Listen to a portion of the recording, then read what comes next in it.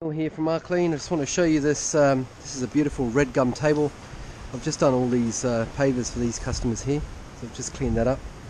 But they asked me to just work on this table, and I wasn't sure what the results were going to be. But as you can see, there's a lot of mould and mildew that's developed on the table, and we're getting it back to these beautiful textures of the Redgum. So they will oil this once I finish cleaning it. But let me show you what we can achieve here.